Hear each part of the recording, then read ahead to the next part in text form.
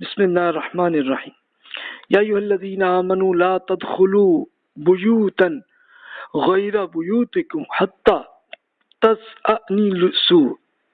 تستأنسوا وتسلموا علی اہلها ذلکم خیر لکم لعلکم تذکرون فإن لم تجدوا فيها أحدا فلا تدخلوها حتى يؤذن لكم وإن قيل لكم ارجعوا فارجعوا هو أزكى لكم والله بما تعملون عليم ليس عليكم جناح أن تدخلوا بيوتا غير مسكونة فيها متاع لكم والله يعلم ما تبدون وما تكتمون۔ اب اللہ تعالیٰ نے ایک پورے سٹیپ بائی سٹیپ طریقے بتائے۔ پہلا بتایا کہ اہل ایمان اس پاکیزگی کے ساتھ ضروری ہے کہ آپ اپنے گھروں کے سوا دوسروں کے گھروں میں داخل نہ ہو جائے کریں جب تک تعارف نہ پیدا کر لیں اور گھر والوں کو سلام نہ کر لیں۔ یہی طریقہ آپ کے لیے بہتر ہے کہ آپ یاد دہانی حاصل رہے آپ کو۔ یعنی رسول اللہ صلی اللہ علیہ وسلم کے زمانے میں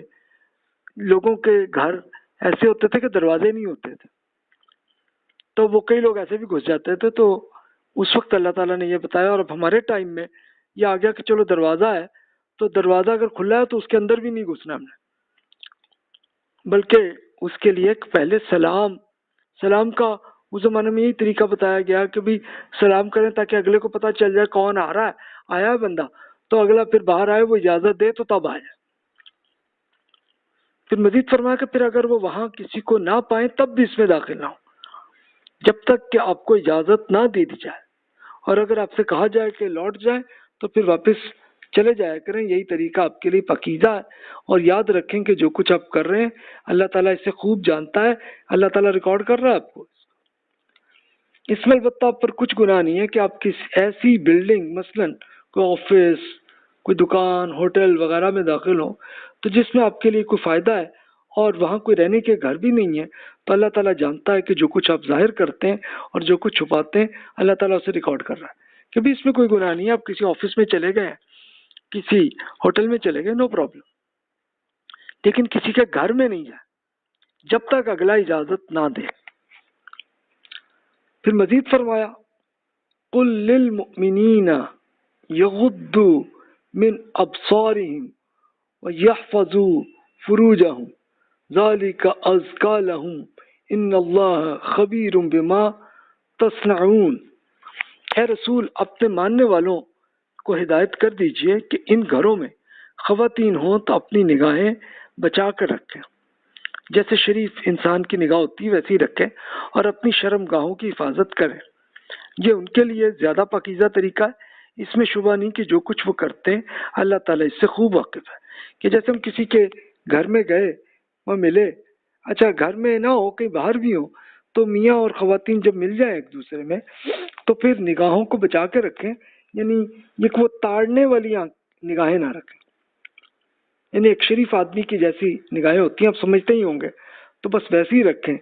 اور اپنی شرم گاہوں کو کنٹرول کرنے کی آپ اپنی طرف سے کوشش کریں۔ یعنی کوئی ایسا آئیڈیا بھی ذہن میں آ رہا ہے تو تب بھی اس کو ایک طرف ہٹانے کی کوشش کریں۔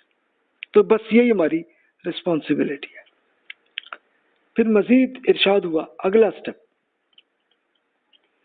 وَقُلْ لِلْمُؤْمِنَاتِ بَغْضُضْنَ مِنْ أَبْصَارِهِنَّ وَتَحْفَظْنَ فُرُوجَهُنَّ وَلَا تُبْدِينَ زِينَتَهُنَّ إِلَّا مَا ظَهَرَ مِنْهَا وَلْيَضْرِبْنَ بِخُمُرِهِنَّ عَلَى جُيُوبِهِنَّ وَلَا تُبْدِينَ زِينَتَهُنَّ إِلَّا لِبُعُولَتِهِنَّ أَوْ آبَائِهِنَّ أَوْ آبَاءِ بُعُولَتِهِنَّ أَوْ أَبْنَائِهِنَّ أَوْ أَبْنَاءِ بُعُولَتِهِنَّ أَوْ إِخْوَانِهِنَّ أَوْ بَنِي إِخْوَانِهِنَّ أَوْ بَنِي أَخَوَاتِهِنَّ أَوْ نِسَائِهِنَّ أَوْ مَا مَلَكَتْ أَيْمَانُهُنَّ